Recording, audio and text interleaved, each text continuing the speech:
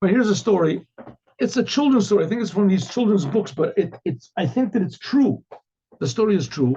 And if it wasn't true, it certainly could be true. What's the story? And the story is that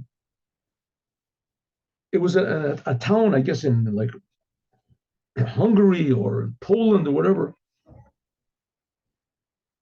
And the Jews, they lived on one street, mainly as one big street. That's where the Jews lived. They didn't want the Jews to live anywhere else. And they lived on this one street, maybe the Jewish quarter or whatever. It was one place where the Jews lived.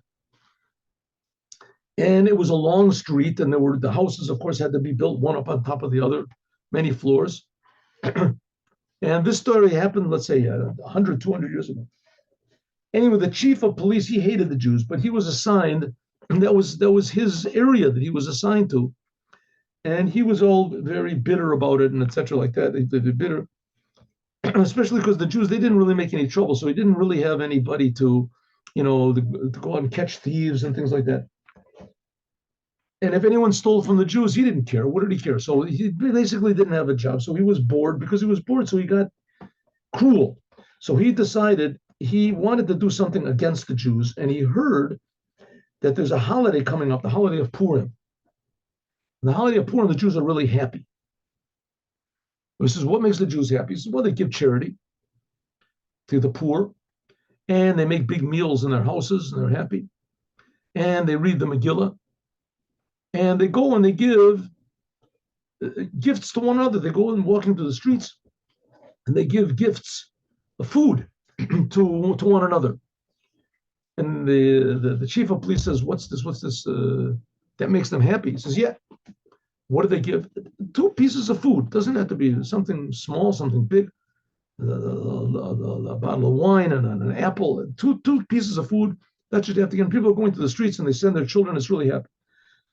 Chief of police says, okay, makes a decree.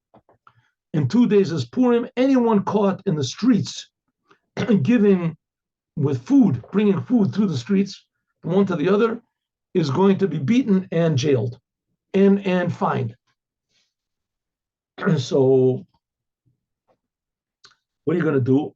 The Jewish people, they hear this terrible decree and they want to do Mishloach Manos, and everyone's afraid. And just to make sure, so this chief of police, who he himself is a very frightening sort of looking person, he's a big guy, and he has his policemen standing on the street with him. And they all have these big, these big sort of, how do you say, batons, clubs, and they're already to just knock anybody's teeth out that's found walking around the street. So everyone they see walking on the street, immediately they stop them and they frisk them to see if there's any food, because they know it's forbidden. They forbid Mishloach Manos is forbidden. So of course the rabbi of the community, he can't figure out what's going on. He's sitting there. They said, "Well, didn't you read on the streets? There's the decree." I didn't read.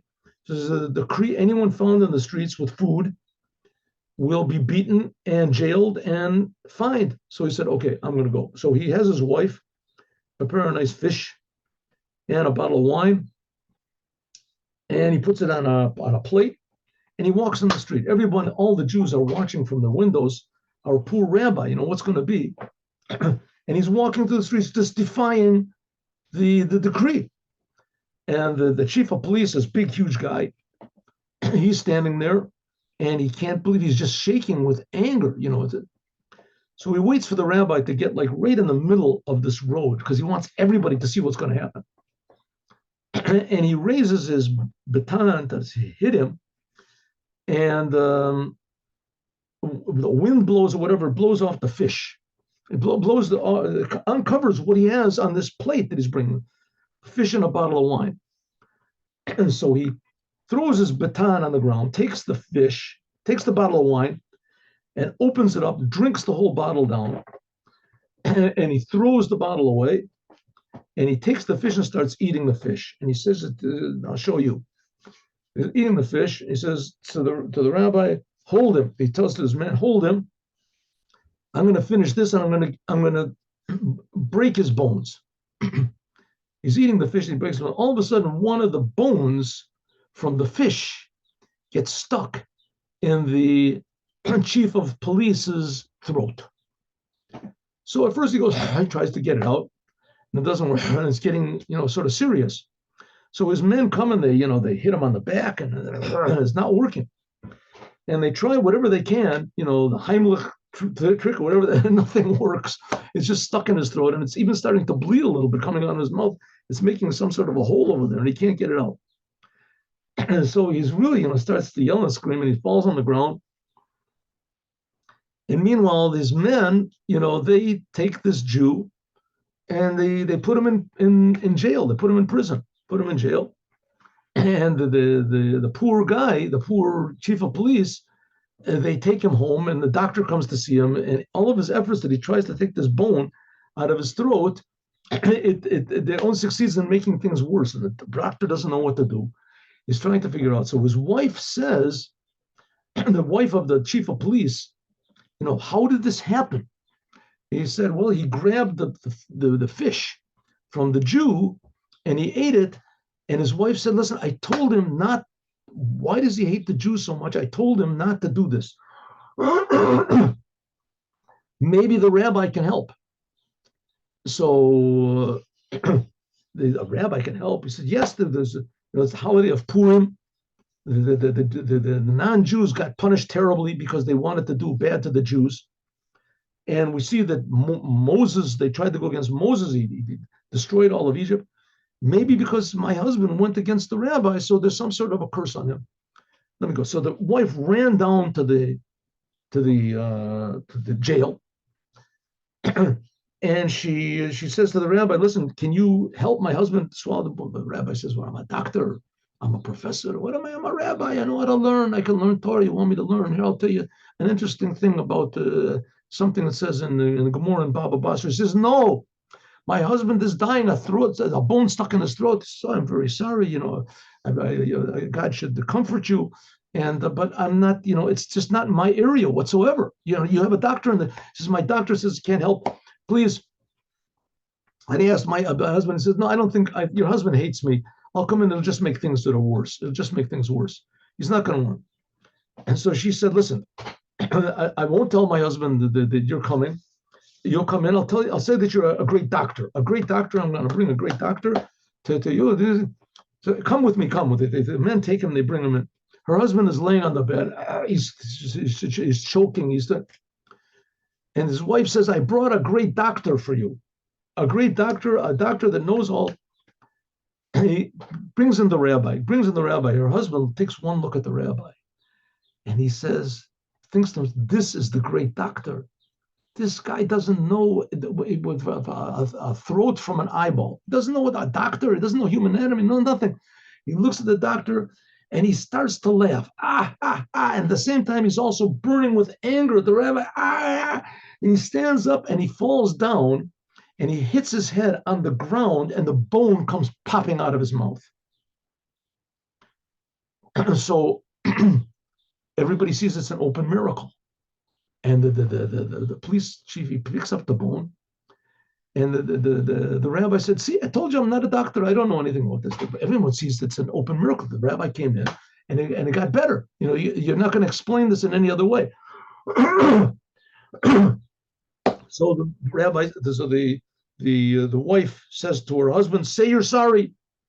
Say you're sorry. This happened because you made trouble for the Jews, and what healed you was one of the Jews." And he said, "You're right. I got the point. I got the point." He ordered his men to take down all the signs, say that everybody should give Mishloach Manot, that he himself would help, and he would help build the synagogue, make it bigger, whatever. From now on, he's going to be a big friend of the Jews.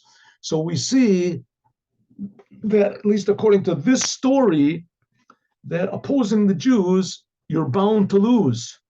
And if you succeed in helping the Jews, then it'll be good for all of you. And then I think just before we do this, I'll sing you my rap song about Purim, which I think you've already heard anyway, but I'm going to sing it to you anyway, whether you want to or not. It goes like this. You've heard it.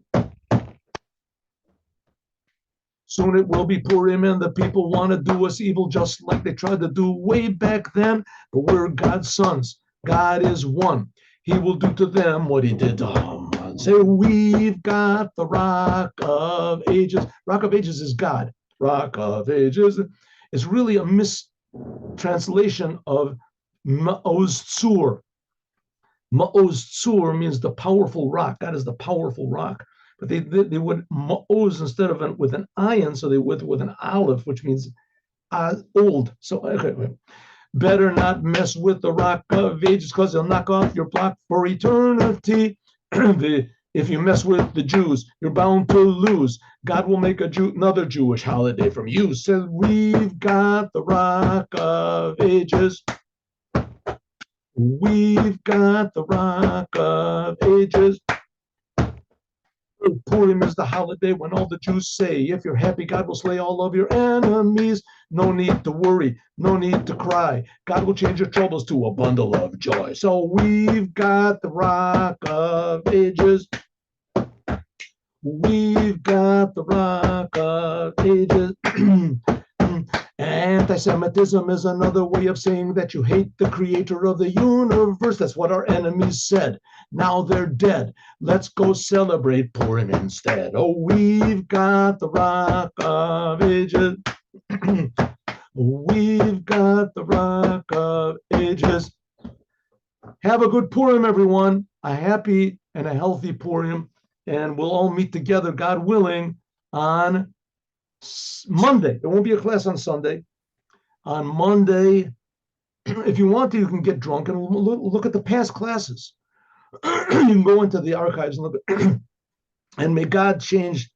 Well, like it says, Mismach Geula LeGeula, that God should put the redemption of Purim next to the true redemption by means of Mashiach Tzidkenu now.